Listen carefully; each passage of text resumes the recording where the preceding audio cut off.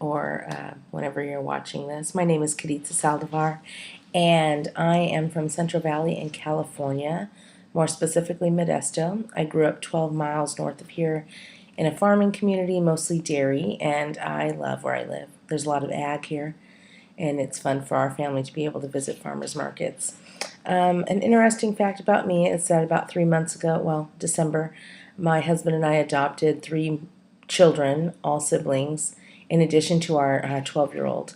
And their ages are 4, 3, and 5 months old now.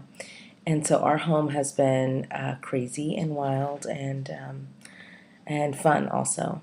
But we are super busy.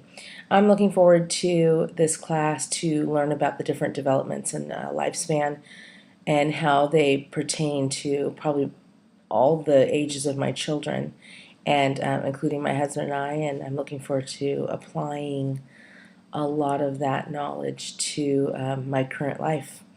Thanks a lot. Bye.